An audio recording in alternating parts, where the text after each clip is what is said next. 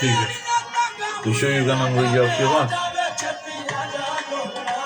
Whatever the pain was. or don't finish you with them Yeah. Okay. yep.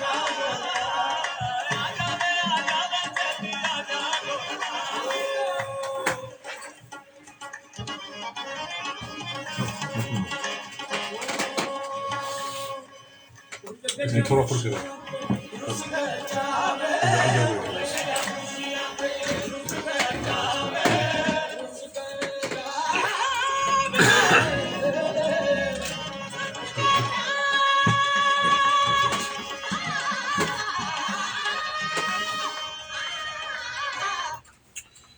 Assalamu alaikum. Good evening, everyone. Hope you're well. Mr. Ali here with his Community Wellbeing Show coming to you from the studios of Radio Aapki Awaaz, which means this is your voice.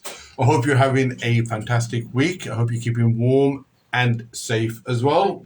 And I hope that the New Year resolutions that you had promised yourself are that you are still remaining steadfast, even though we are halfway through the first month of 2022.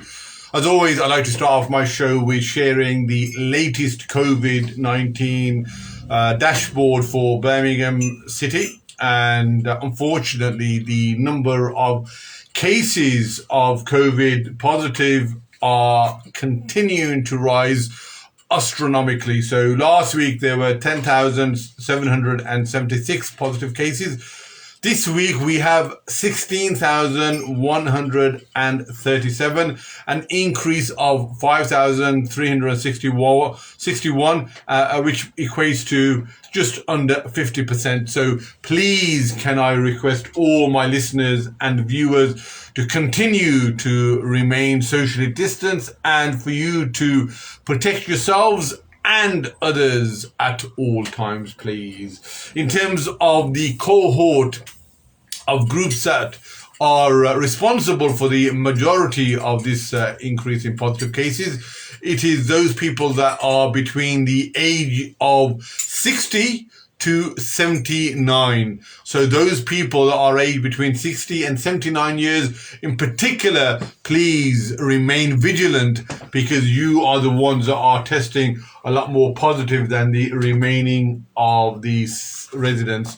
And in particular, those people from the Asian community are the ones that are responsible for or are contracting a lot of the positive cases as well. So please remain vigilant of that as well. So for those of you that now haven't had your vaccine or haven't had your booster, please can I use my platform? Can I use my position of influence to request, to urge all of you, if you haven't had so, to get your vaccines done, and if you have, for you to go and book yourselves the booster vaccine. And just to remind you, those patients that are positive, that are in ICU or in respiratory, 80% of those are the ones that haven't been vaccinated. It just shows you the importance of getting yourself vaccinated. And that doesn't mean that you can't get COVID-19, far from it. However, what it does mean is that you will suffer from much less severe symptoms, and more than likely you are not going to be admitted to a hospital without severe conditions as well. So today is a topic that is very, very dear to me. Someone who has been involved with the young people's learning, with young people for an awful long time. We are talking about how the last 2 years of COVID-19 has disrupted young people's education as well, in terms of the fact that now a lot of the learning is online. People's mental health issues have been affected. Young people are now learning and in classroom with masks on at all times as well, and also their grades have been graded by their teachers, and inevitably, you know, sometimes the behavior in the class or in coursework may not reflect their true ability, whereas in exams it will. So again, we are going to be discussing that with a very dear friend of mine, someone that I have a lot amount of respect, Clive, who runs his own tuition centre. So a huge warm welcome to the studios of Radio Archivas. Thank you, Mr. Welly, and thank you for allowing me to be here. Absolutely, the pleasure is all ours. Before we go into this topic, may I just sort of, ask, what's your passion, or how did you get into the lifelong learning of young people? Well, about a long time ago, specifically about 20 years ago, I came to Birmingham to finish a PhD. Yes. And it didn't kind of play itself out in the way that I liked, so I decided to go into education. While at education, I found it very difficult to operate in school context because I think there was a whole host of problems, including a lack of parental support, students not taking education seriously, and not getting the kind of support that I needed from fellow teachers. So I decided to branch out and do my own thing, and that was really the premise in which I started. Fantastic. No, thank you. And we are going to ask our listeners and viewers, if you are a young person, you are in education, let us know how the last 2 years have been for yourselves. If you are a parent, if you're a sibling, if you're an uncle or an aunt of a young person in school, college, or university, please let us know how it's affected your young person in your family, or yourselves as well. How have you felt in terms of the support that you were able to offer or not, which is the case for many people who are sort of got young people in their family as well. So first of all, let's go straight to it. When lockdown came, when COVID-19 was apparent, Boris Johnson in March of 2019 now, which is almost 2 years ago, decided that that's it, schools are going to be locked down. Lockdown March, where a lot of young people who were in year 10 or 11, year 9 with their SATs, year 6, then were at a loss in terms of what's going to happen with their education. For a long time, at that early stage, a lot of parents were going in, a lot of young children were going into schools to get huge amounts of work that was printed to work from home as well. And just to share my own experience, I know my son, who was at that time, I think year 8 now, going back 2 years, one, he was getting slightly later. And even though I was trying with all my best will to get him up on time, I was busy with my own home learning, so concentrating on that. So not only was his routine disrupted, but one thing I noticed after about maybe 6 to 8 weeks, that his reaction, his thought process, his spoken words has just slowed down. There was normally he's quite sharp, he's witty, he's very on it, but 6 weeks later, it's like just in slow motion, and I thought, oh, this is not good at all. But I suppose the question is, in Europe, in a sort of a synopsis point of view, how has the last 2 years affected our young people and their education? I think absolutely drastically. I think many students, I think there's a psychological barrier there. I think many students feel, because of the nature of the COVID and how it's impacted them and their families, they don't have the psychological muscle to take on school tasks. I think it's affecting teachers badly. I think many teachers feel that, many schools have kind of made ad hoc decisions which have left them high and dry in terms of marking. And I also think it's had particularly pernicious effects also for parents. Parents are, they don't know where to stand. They don't know where to go. In other words, do I stick with the school and take their advice? Do I get extra tuition? Do I get help from other family members? So in short, it's a living nightmare. Absolutely. One important piece of the cog that I forgot to mention was the teachers. I'm a governor at a local trust, and at that time, it was, as well as the NHS, the teachers were a real knight in shining armors as well. They were having to deal with 30 of the children, looking after them, contacting them, making sure they were okay, providing the work as well, and giving them feedback on the work. And it was an easy place. to do, and then all that on the backdrop of having COVID or certainly working in that sort of environment. So let's break this down as well. So let's go through each piece that we're going to be discussing in bite-sized chunks as well. So people were working from home, and you know what? Just because I've got something, like for me, I take it for granted now that Wi-Fi is at home, that I've got, a digital sort of equipment, iPad or a laptop. And we automatically then, assume that everyone must have the same facility. And you know what? I've done some research. 60,000 children between the ages of 11 to 18 have no internet. And these are current figures. These are not 2 years ago. These are now. 60,000 children still have no internet. There is 700,000 children between the ages of 11 to 18 that have no iPad or PC.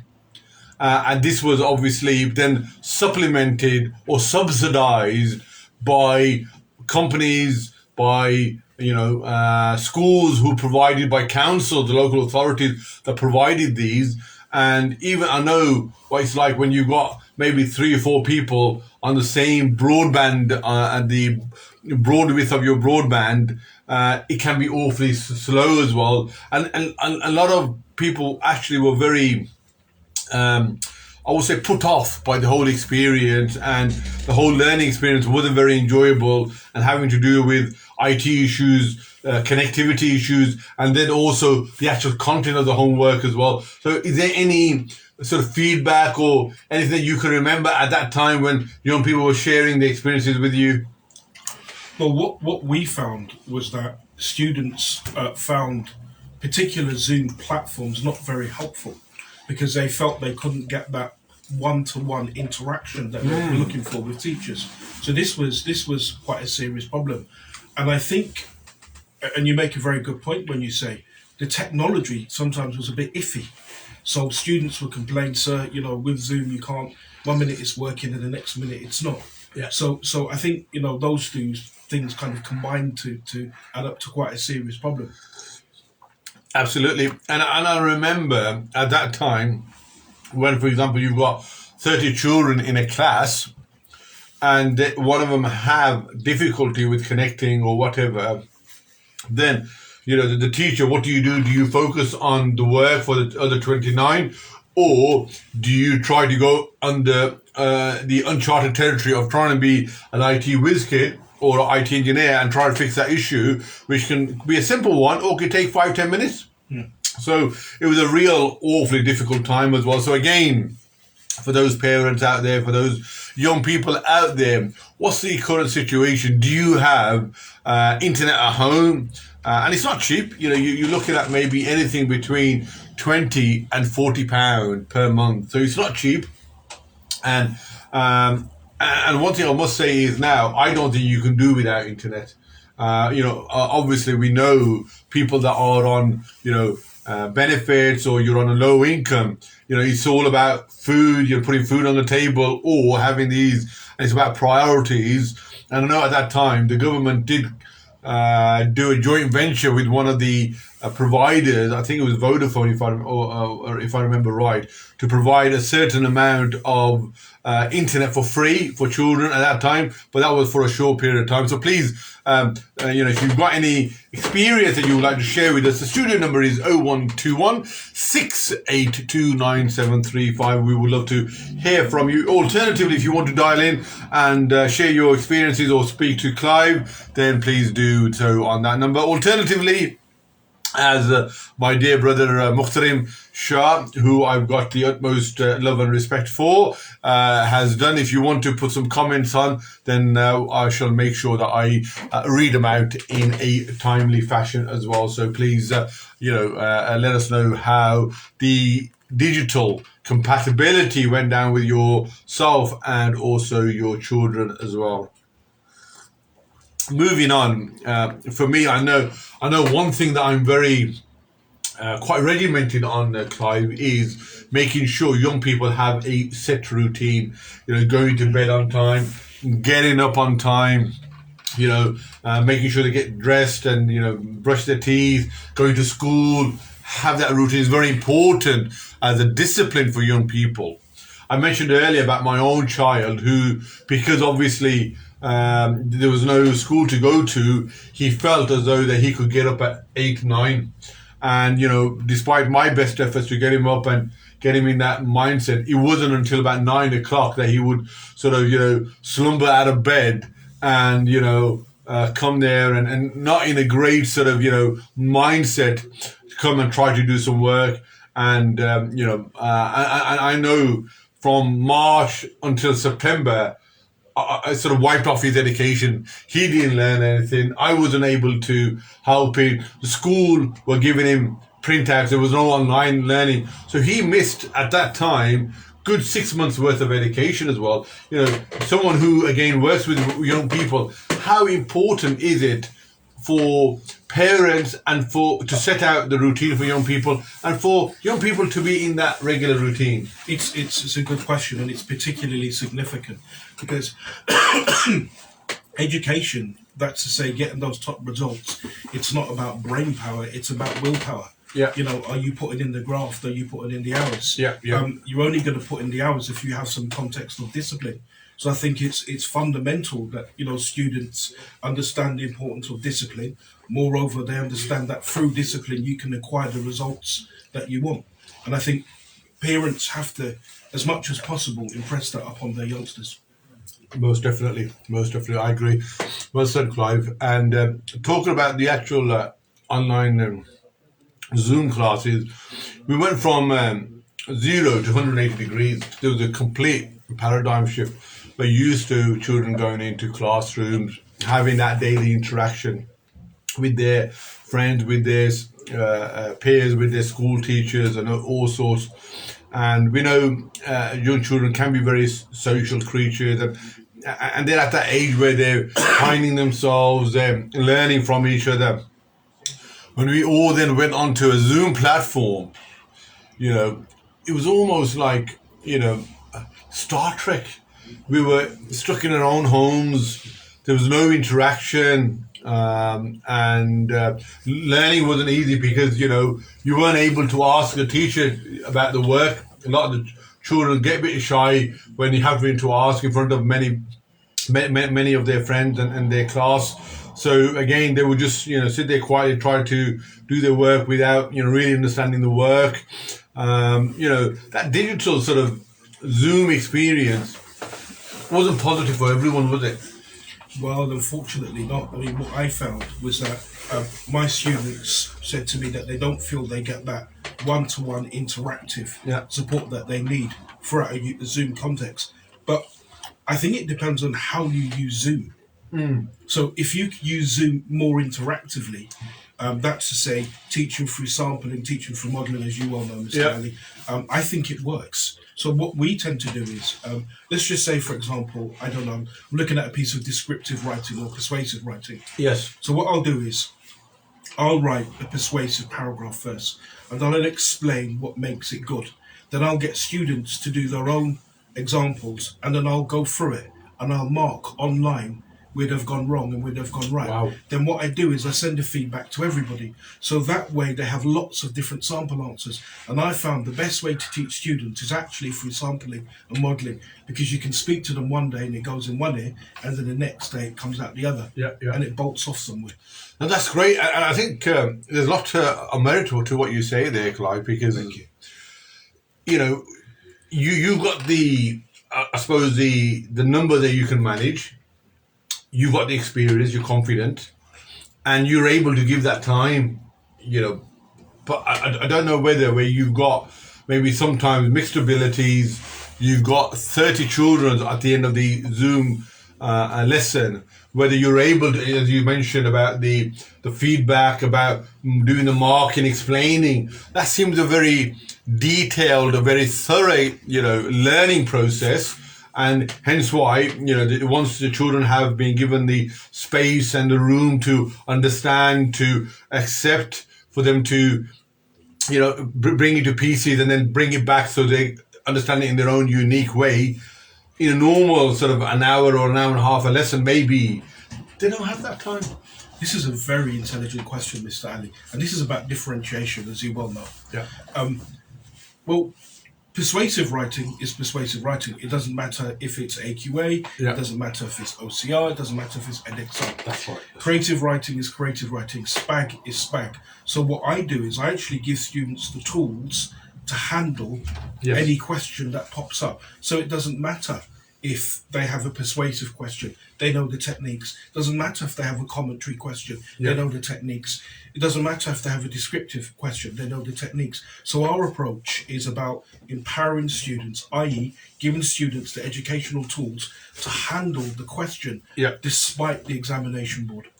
Wow, great stuff. So for those of you that are sort of listening or watching, we are talking about the last 2 years and how COVID-19 has impacted on our young people and their education as well. If you have got any learning, if you've got any experiences, please do shout out 0121 682 9735. Alternatively, put it onto the chat and I'll do my best to read it out. You mentioned the exams, Mr. Clive Simpson, and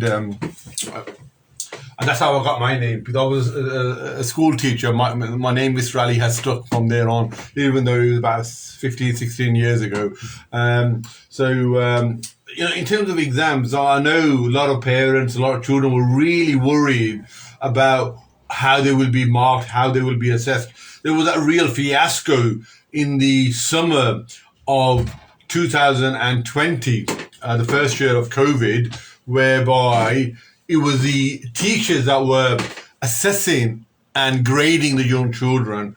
And what we noticed was that the teachers were complaining they haven't been given the training, they haven't got the skill set to be able to mark. And these are important grades that we're talking about. These are potential life-changing exam grades that we're talking about. And also what they did was, sometimes, you know, you have your unconscious bias, you have your favorites. But what we did see was a significant number of children were undergraded by their staff compared to their expected grades. And as a result, there was a review done by the education secretary at that time, who I remember to be Mr. Dominic Raab at that time, if I remember right. And because there was a delay in reviewing those grades again, a lot of children weren't able to apply for their universities, weren't able to apply for their colleges, and also weren't able to apply for the courses. We know courses like architecture, engineering, nursing, medicine are very competitive, and unless you have, you know, almost A stars now, there's no chance of you getting a university place. So, you know, again, it's a very important time. Exam grades were given by people that weren't necessarily having the confidence and the skill, and a lot of priority was given to the previous year, for example, the year 10 grades, and also coursework as well. And for me, I thought, you know what? Thank my lucky stars, I'm not one of those children having to put up with this. You know, again, you teach young people in your tuition center. You know, is there any story that really, you know, come sort of knocking on your mind now that sort of just comes back hurtling as to what people were going through? Yeah, we've had a litany of complaints about, you know, students feeling that they weren't sufficiently supported by their teachers. And again, what we tried to do to help them was to give them methods, give them tools. And I think that was the only thing we could do. And we found that it helped. I couldn't quantify it. I couldn't say to what extent it helped. But we found that it helped. Yes.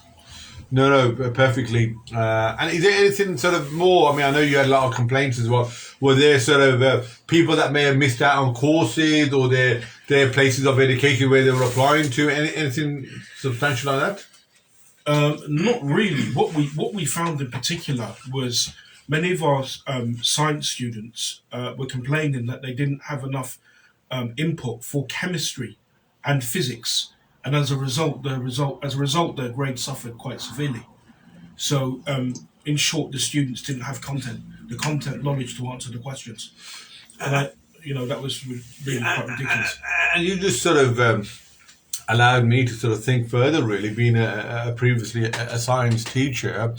Chemistry and physics in particular aren't theoretical subjects. They are complemented by a lot of the the practical, then backing up or complementing the theory. But when you're in working from home or online, all the practical all the practical sessions were cancelled, weren't being able to be played out in order for young people to see that theory being played out and put into practice as well. And again, I do sense that a lot of young people have lost out, and also may find that a lot of these, so-called, formulatic and heavy theoretical subjects such as maths, science subjects really difficult, and maybe even sort of may put them on sort of going into further education, or even for the rest of their lives as well. I think so, because I think if they don't have the grounding, if they don't have the background, and as you actually said, you've got to do those practical experiments. It's complementary. It's you can't do chemistry and biology and physics without doing some practical work. It goes hand in hand. Yeah. So obviously, if there's a lack in some key foundation, it's a key background, they're going to struggle. Yeah, absolutely. And a lot of the young children find the experiments with chemistry, the test tubes, and doing some of the chemical reactions with your physics, with the kinetics and so on, a real fun part of the lesson as well. And if that's taken away, people will say, look, hey, maybe not for me as well. And especially now when we need science, engineering, maths as core subjects for us to really, be part of that green revolution, then, I hope that we don't suffer long term by young people by sort of not going into some of these subjects as well.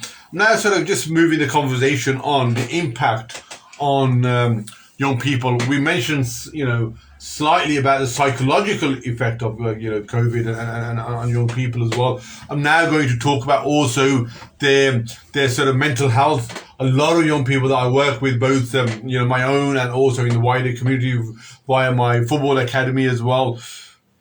You know what?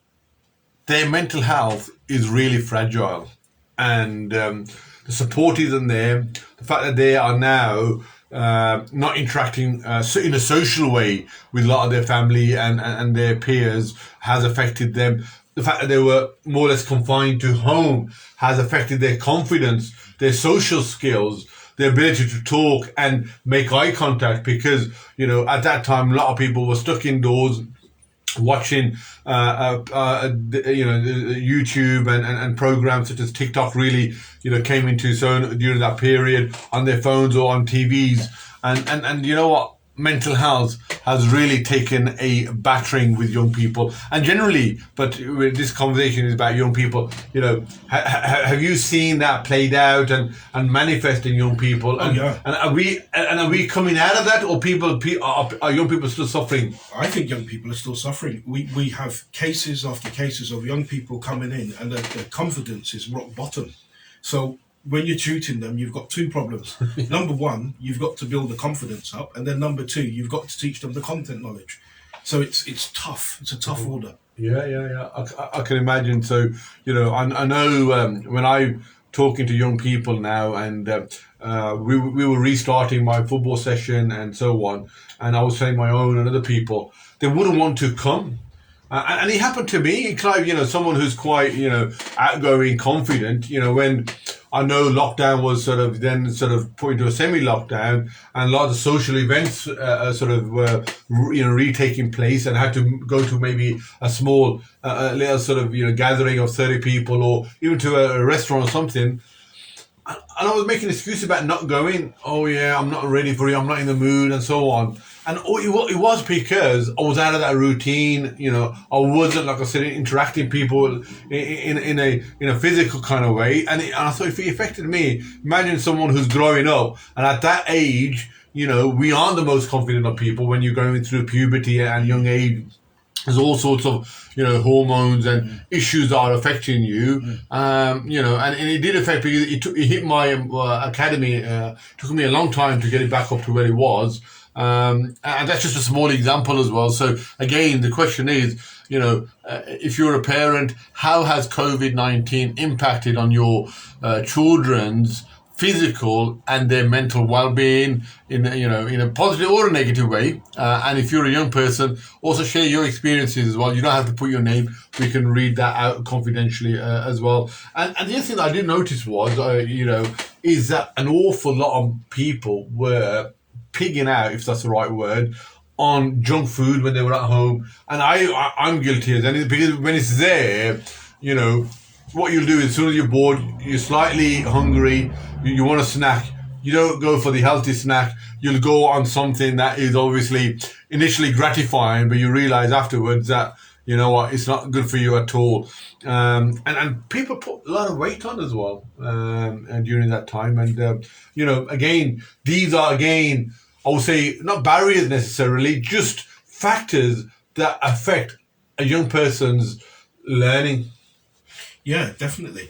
I mean, we found quite a few of our students with boasting one packs, and Yes. Excuse me, Mr. Ellie, and it's a problem, and I have to be honest, I was boasting one pack too, so I was in the same boat. But it does really, the extra weight does affect your ability to concentrate and to get the task done, because you feel tired because you've got too much carbs in your body. And you'll know more about that than I do. Your science teacher, Mr. Ellie. No, absolutely, well said as well. So at that time, one thing that I did and made a conscious effort to do, both for my physical and mental well-being, was to put an hour aside around 5 o'clock every day to do a walk around the park. And that was deliberate, and it's something that I had to pencil in.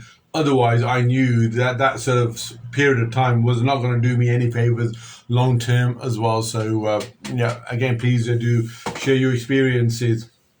Something that is associated, but maybe sort of, not your area of expertise. But I think because of the fantastic work that Marcus Rashford has done, I think it's important that we do touch on it, was that, again, when we send children to school, we don't have to worry about school meals.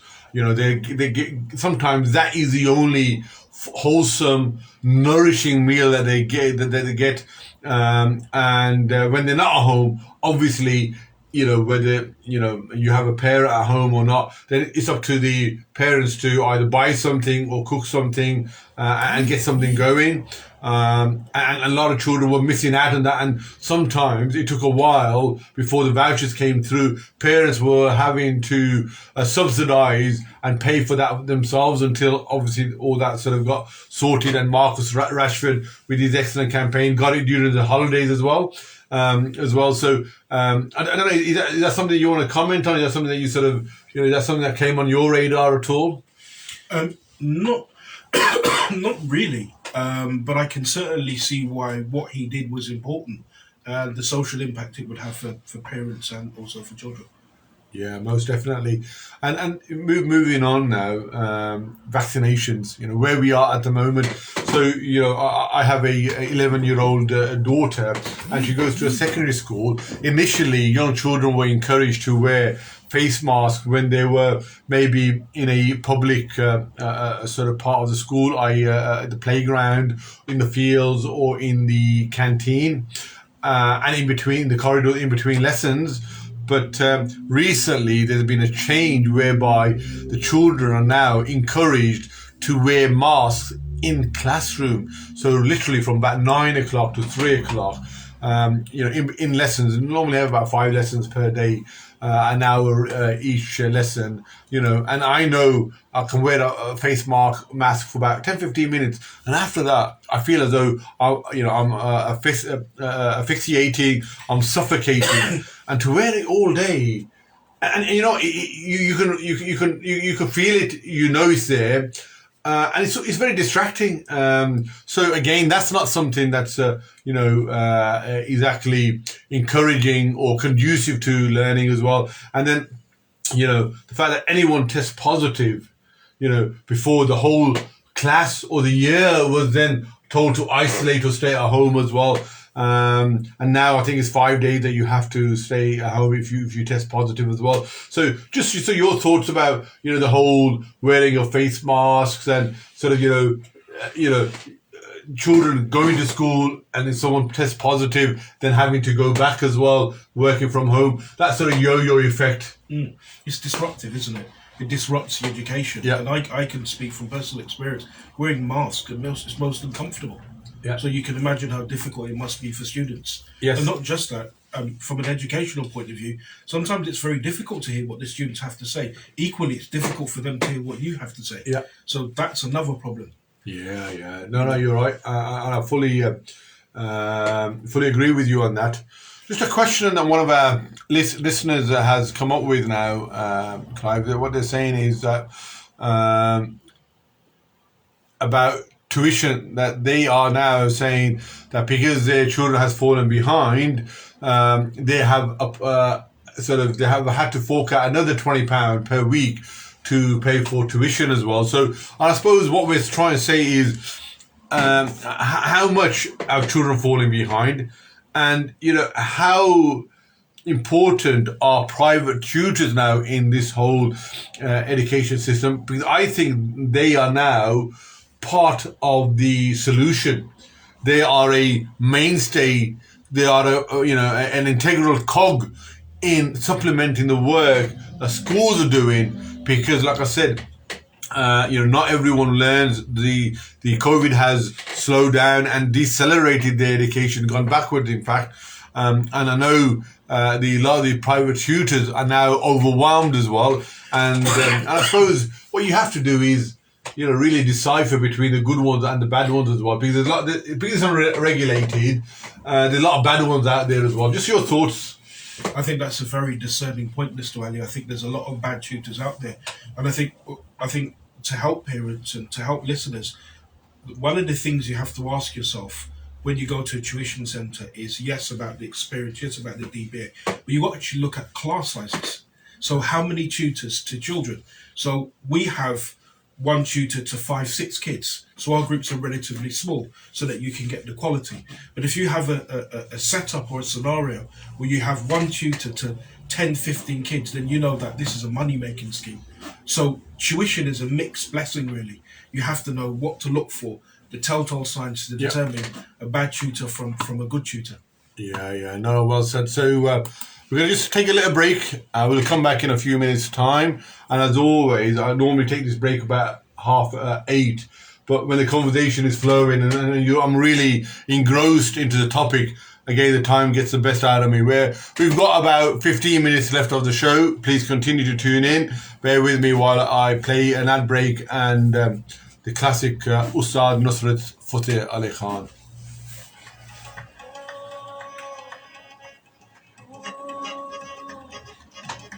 Great questions, guys. Really good question. Really enjoyed that. So please keep your questions coming in. We'll read them out.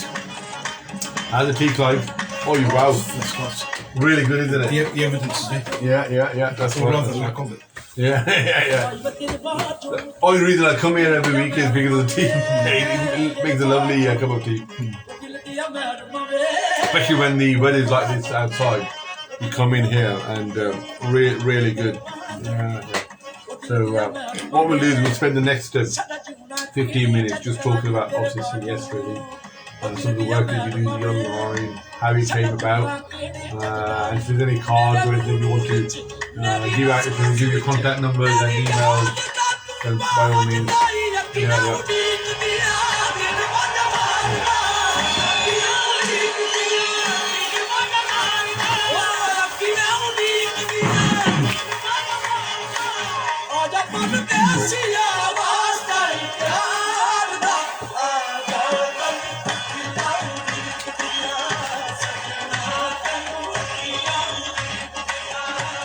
How long have you been around now? I've been around from 2006. No, that's possibly true. You've been here for nearly 8 years. And that's a testament in itself, really, when you're around for that long. Obviously, yeah. And it's not been easy, has it? Oh, it's been tough. We've had to work. Especially in the marketing, we've had to push. Yeah. results accountable, we're able to really claw to get the results and make sure that our testimonials are there as well.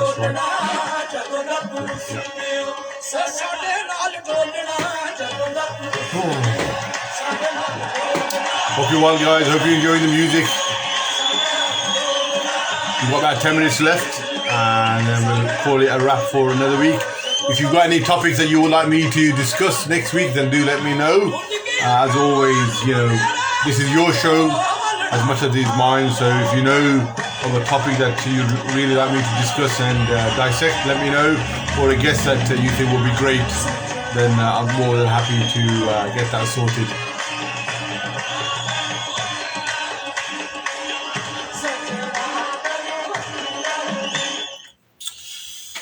Hello and welcome back to Mr. Ali's Community Wellbeing Show. I hope you've enjoyed the first segment. We are now in the final hurdle. We've got about 10 to 12 minutes left of the show before we call it a wrap for another week. And today we are talking about the impact of COVID-19 on young people's education. The student number is 0121 682 9735. Alternatively, as you have been doing, put your comments and questions in your queries on the chat, and I will do my best to read those out. And joining me in the studio is someone that I know for a fair few years now, someone where my children have also been taught as a private tutor, is Clive, and he has his own tuition place on Washwood Heath Road. Actually, it's 854 Washwood Heath Road, B82NL, and it's called Community Education Services, and they will provide all sorts of education to mixed ability to children of a wide range of years. I'll let Clive go into a lot more detail as well. So we talked about the whole, I suppose this segment now that is occupied by private tutors, and it's a very important one. Not cheap, may I add, but again, because it is so competitive in the workplace, in higher education, parents are now obliged to take private tuition. The last 2 years has meant that it's no longer, for me, I don't think it's an option. Young people need to have their learning supplemented by a good experience, a private tutor. I know you have got your sort of community education service on Washwood Heath Road. Tell us more about the sort of classes, about the subjects that you do, and also some of the services for the benefit of our listeners and viewers. Yeah, thanks for that, Mr. Ali. Well, what we do is, in terms of classes, we offer maths, we offer science, and we offer English for Key Stage 3 and Key Stage 4 students. That's to say, secondary school students. We also do A-level English language and literature and philosophy of religion, and I do those subjects in particular. Yes. That's for people who are boring thinkers. But that's another question for another day. Yes. So that's what we do in terms of subjects. I tend to keep the classes very, very small, Mr. Ali, to maintain the quality. As I said before, one tutor to five to six kids. I don't want big groups because I lose the quality. Absolutely. And what we found over the years is that it's worked for us, the small groups. Absolutely. And we used to have bigger groups before. Yeah. And, okay, so you get lots of people coming in, but you can't maintain the quality. And actually it ends up being self-defeating, because what happens to your business is that you end up getting a bad reputation because you've got all these clients coming in. That's right. So it looks good, but the quality's not there. And people do talk. So we made a conscious effort to stay away from the numbers. I will not have big numbers. Sometimes you have people come in and say, oh, come on, brother. Come on, brother, give me a deal. Just, give me a deal on this. Just bring a couple more people. And I said, look, I can't barter with you. I have to maintain the quality. So that's what we do. We've been doing this a long, long time. We've been around here for about 8 years. 854 Washwood Heath Road. We've seen people come and go, different tutors come and go. But one of the things that I really noticed, Mr. Ali, and I think it's a real problem, I think tuition centres should have some sort of regulation. And this is a key point, Mr. Ali, because I remember once I was horrified. I I phoned somebody because I wanted a maths tutor, and this young man was 18, and he was doing his A levels, and he was just on his way to university, Yeah. and he was charging £25 an hour, Wow. and he was not qualified. Not qualified. Wow. And I was in absolute shock. I actually said to him that I think you're ripping the person off. You shouldn't be doing this. So I think tutors have got to be regulated so that you know what quality you're getting. Yeah. Now, if the regulation does come about, it's good for people like me who are old and in this game for a long time. But for a lot of these new tuition centres, it will definitely mean a challenge. So regulation is very, very important. I also think it will help parents to know the quality that they're going to get, Mr. Ali, which is key. So this is what I think should happen. And I agree. And because there are so many tutors out there now, it is incumbent upon the parents to find out. And you know what's really important is word of mouth. A lot of people will ask their parents, so on, where is your tutor? How is he? What's his speciality?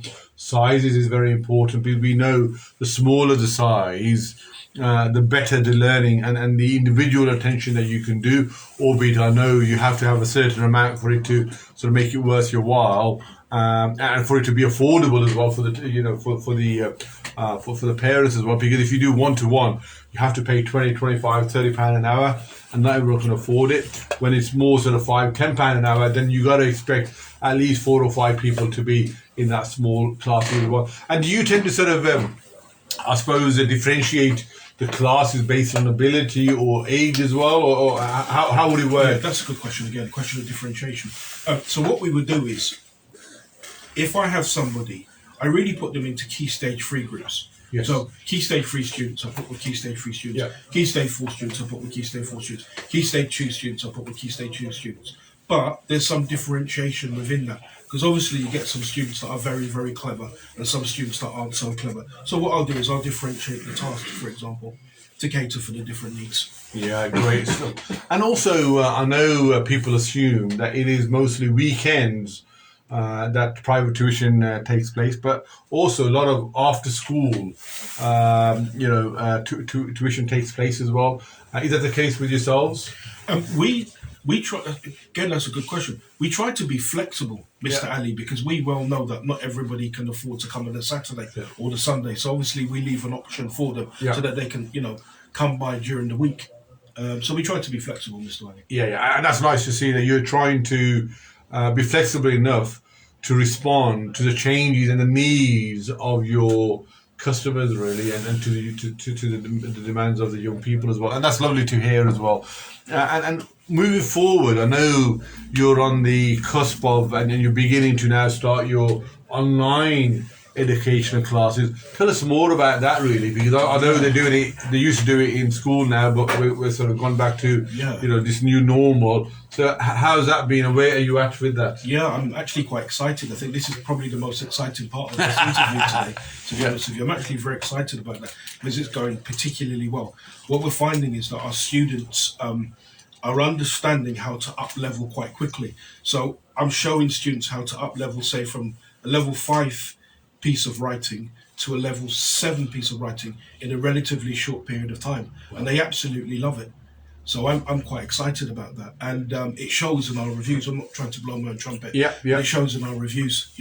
So if anybody wants to have a look, they can have the opportunity to look at our reviews.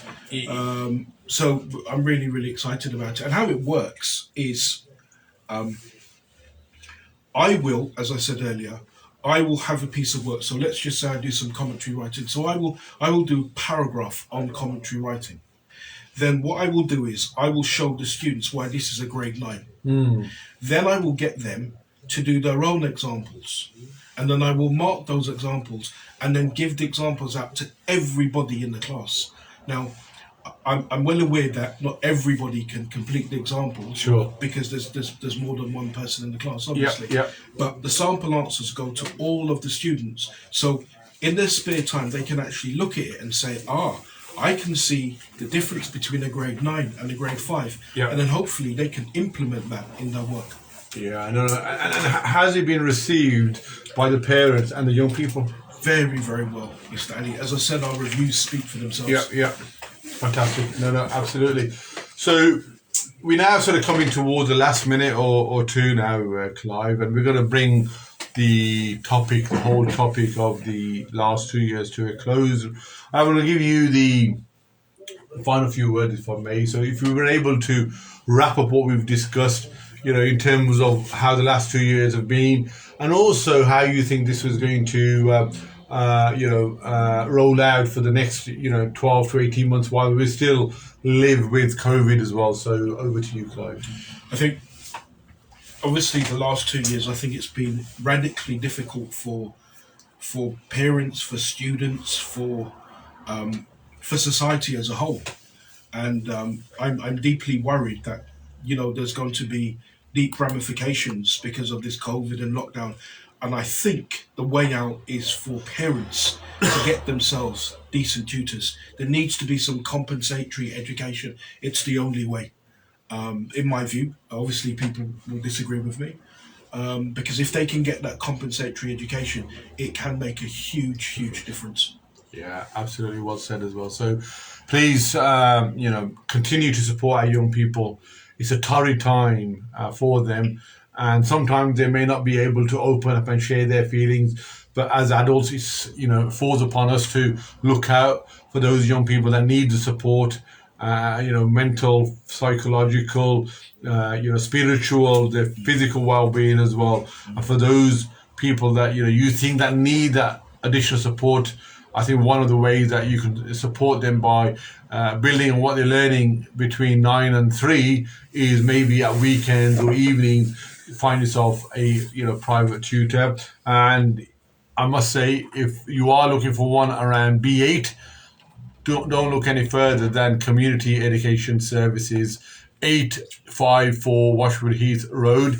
If you want a mobile phone number, it is 07429 148512 as well. We will be putting this on the Radio Aapki Awaaz Facebook page as well, and we'll leave these here. So any further guests come, they can certainly have this pamphlet, this flyer to take away from them. I hope you've enjoyed the show. Thank you for tuning in. As always, please continue to look after yourselves and each other. God bless.